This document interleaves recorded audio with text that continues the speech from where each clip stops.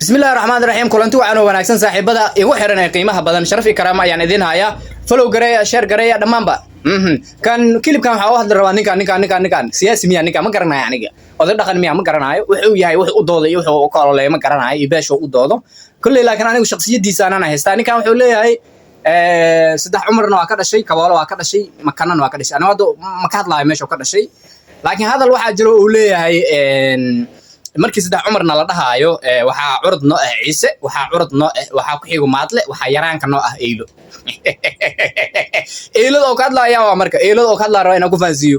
eeylo macnaha saddex umar ma ahan eeylo saddex umar ma ahan eeylo waay eeylo waay wali yaqaana eeylo wali yaqaana eeylo wali yaqaana eeylo wali yaqaana malaqeedii suldaankeedii dadka wali yaqaana hadda ma ka hadlaya eeylo laakiin ninka wuxuu leeyahay saddex umar yani inaa u fahantaan aan rabaa wuxuu ka hadlayo waa saddex umar wuxuu ka hadlayo eeylo ma ahan wuxuu ka hadlayo jareer ma ahan beesha saddex umar la yiraahdo meeqa waaye saddex qolo waaye qolada la yiraahdo ciise umar qolada la yiraahdo maadle umar qolada la yiraahdo iyo eeylo umar ma dhahayno waxaan dhahaynaa eeylada saddex umar oo ku jirta yaa waa eeylo dhan maya waxa ku jirta eeylo afar raaxooy iyo eeylo afar jaaboole waxa laga rabay ninkan markuu xaq ama jareer oo la hadlayo microphone oo haysto waxa laga rabay inuu dhaho iyo qaar ka mid ah beesha eeylo afar raaxooy afar jaaboole oo saddex umar nagu matalo inoo dhaha laga rabay wuxuu yiri eeylo yaraanka waay kula war eeylo yaraa ma ahan eeylo curudka Soomaaliyeed waa curudka jareer xataa ma ku dhahayaan eeylo curudka Soomaaliyeed waay eeylo curudka Soomaaliyeed waay inta boqor ee soo martay ee eeylo ah ee dhulkan soo martay hal qabeelo jareer oo soo martay ma jirto jareer oo dhan wuxuu ku abtirsaday asalkiisa iyo sinfigiisa eeylo waay haddii la isxaqiraayana eeylo ma ahan hadii marka eeylo yaraan waay ergaas qaladka waa ka soo baxaynayo qalad waaye microphone ma aqaan qofka ku dhiibay ilaa microphone ma aqaan aan microphone meesha ka keentay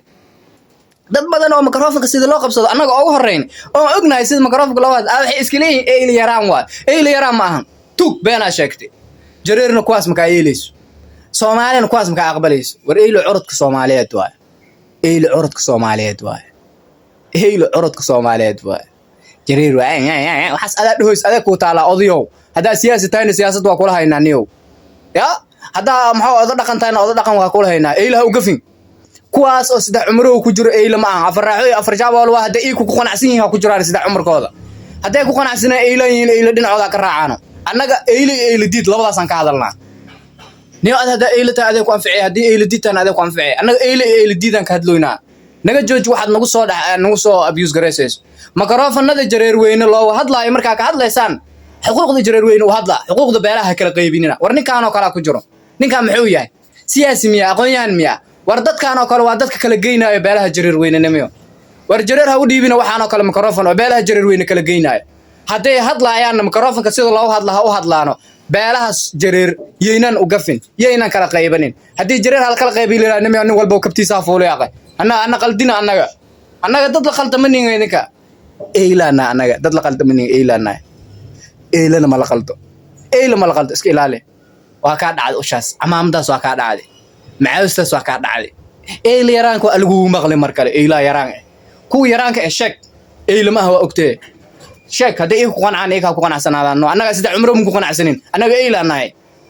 إيلانا أنا إيلا مدينا كون عينا أنا waxaan ku helno waxaan ku wayno eelnimadeena aan u doodayna eeyli diidio markii microphone ka heysatid markii microphone ka qabsanaysa eeyli diidkiis kala jirin beelaha jareer weyna kala qaybinin eeylana u gafin waa ku salaama saan ku yeelim ku xumi is ilaali